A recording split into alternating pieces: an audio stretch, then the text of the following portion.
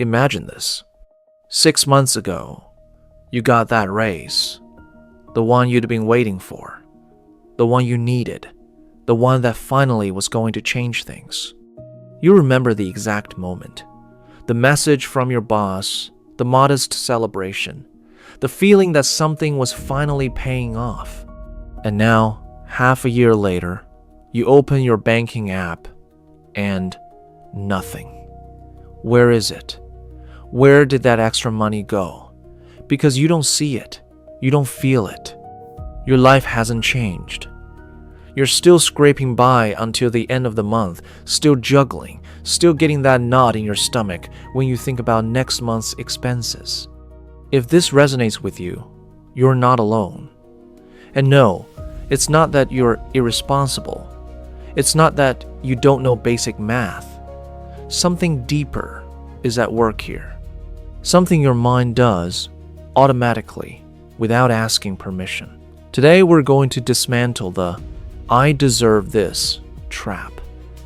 That phrase that sounds like empowerment but functions like self-sabotage. We're going to understand why your brain spends the raise before it arrives, why earning more rarely means having more, and what you can do to break this cycle without feeling guilty every time you spend on yourself. Because here's the truth nobody tells you. Your mind isn't broken. It's doing exactly what it learned to do. The problem is that what it learned no longer serves you. The moment of illusion. Let's go to the exact moment. The day of the raise. What did you feel? Relief first. Legitimacy. Recognition. And then something subtler. An expansion. Suddenly, certain things that were out of your league now seem accessible. That restaurant, that trip, those shoes you saw. You're not going to buy them now, but now you can. The door is open, and here's where the problem starts. Because your brain doesn't register the raise as potential savings. It registers it as a new standard of living. And the new standard has invisible costs. The more expensive coffee now and then. The taxi, because I can afford it now. The subscription you used to reject. They're small, each one. Harmless, each one. But they add up, and they add up fast. Behavioral economists call this lifestyle inflation. We call it the entitlement trap. The hidden mechanism. Let's get to the science. Your brain has something called hedonic adaptation. It's an ancestral survival mechanism. Basically, we quickly get used to good things and quickly want more. This served us well on the savannah. Finding a clean water source was a victory, but we couldn't stay there forever. We needed to find the next one. Constant dissatisfaction kept us alive. But now, in a world of credit cards and salary raises, this mechanism sabotages us. Every time we level up, our reference point moves. What was a luxury yesterday is normal today. And what's normal today will be insufficient tomorrow. I deserve this isn't a conscious decision. It's an automatic narrative that justifies spending before you think about it. It's your brain saying, you've suffered. You've worked, you've waited, now it's your turn. And wanting to enjoy isn't wrong. The problem is that enjoyment becomes obligation. The occasional treat becomes a basic necessity, and your raise, instead of building security, becomes fuel for a fire that never goes out. Why your mind does this, but there's something deeper. Deserving doesn't come from nowhere. Think about your history with money. Were there moments of scarcity, of deprivation, of watching others have what you couldn't? The raise doesn't just represent more money, it represents repair. It's a way of telling that past version of you, we're safe now, we can. And we spend to prove that to ourselves. Every purchase is proof that we're no longer there, that we're different now, that we take care of ourselves. But it's a trap. Because spending never satisfies the underlying emotional need. It's like trying to fill a bucket with holes. It works for a moment. Then you feel empty again, and you need to spend more to feel good. Plus, we live in a culture that confuses consumption with identity. What you buy is who you are. The raise isn't just money, it's a character upgrade.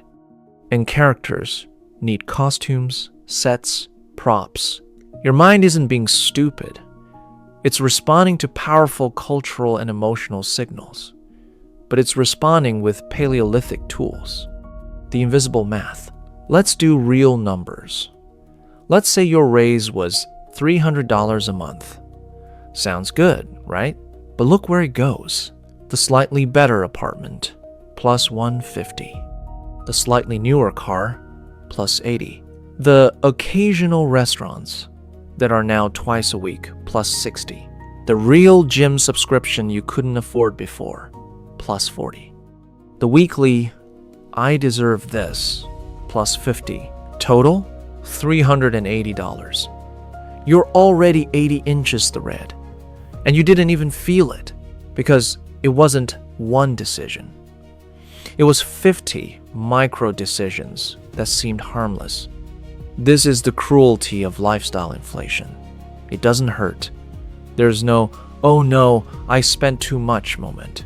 There's just gradual disappearance, a raise that evaporates into the air of daily life. Tool 1. The contract with your future self. Here's the practical part. We're not going to tell you, make a budget. You already know that. We're going to change the relationship. First tool, the contract with your future self. When you get a raise, your brain thinks about you right now. The one who suffered, the one who's waited. But there's another you, the one 5 years from now, the one who wants options, freedom, security. Write this. Of these $300 extra, 100 are for me now. 200 are for me in 5 years. It's not deprivation. It's temporal distribution of enjoyment. It's consciously deciding that your well-being doesn't expire in 30 days. The key. Make it automatic. Before the money hits your checking account. Scheduled transfer. Invisible fund. If you have to decide every month, you'll lose. Your present brain always beats your future brain. Tool 2. The 4 8-hour pause. Second tool. The 4 8-hour pause. For any spending that implies a new standard. Want to switch to the more expensive gym? Move to the I can afford it now neighborhood. The premium subscription? Wait 48 hours. Not as punishment, as investigation. Ask yourself, is this to feel better now or to build the life I want? Often, the desire dissolves. Not because you don't deserve it, but because you don't need it. It was impulse talking, not intention. Tool 3. The I deserved it journal. Third tool. Keep a record. Not of all expenses. That's exhausting. Just of the ones that come with the phrase, I deserved it. For 1 month, note, what did you buy with that narrative? How did you feel before? How after? How long did the satisfaction last? You'll see patterns. Maybe it's Friday night when you're exhausted. Maybe it's after an argument. Maybe it's when you see someone on social media with something you don't have. Information is power. Not to judge yourself, but to understand yourself. When this doesn't apply, an important warning. All of this assumes you have margin, that your raise is actually a raise, not just an inflation adjustment keeping you the same, that you're not in survival debt, that you're not supporting family, that you're not in a system where earning more means losing social benefits, the psychology of money doesn't operate in a vacuum. We operate within economic structures that limit options. If you're in a situation where every dollar counts for survival, this video isn't for you. Or rather, it's for you in a different way. You don't need to control impulses, you need resources. And that's systemic injustice, not personal failure. Also, if your relationship with money includes compulsive buying that feels out of control, if spending causes you deep shame but you can't stop, this might be more than a pattern. It might be a disorder.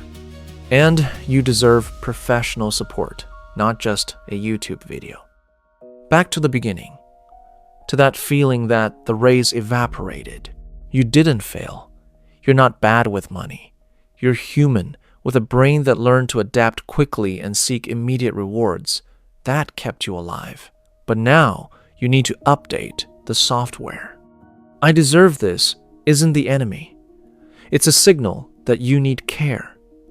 Ask yourself, what part of me needs to be seen, recognized, celebrated, and how can I give it that without involving a credit card? Sometimes, deserving is rest. It's boundaries. It's saying no. It's being present without buying anything. Your raise can be a trap, or it can be a tool. The difference isn't discipline. It's awareness. It's knowing what story you're telling when you spend. It's choosing, even if just once a month, the future over the present. So the next time you feel that I deserve this, pause, smile. Recognize that yes, you do deserve it. And then ask, is this deserving taking me where I want to go? Because money isn't just numbers. It's time. It's freedom. It's options. And you decide whether your raise becomes more stuff or more life. If this resonated, there's a video that complements this.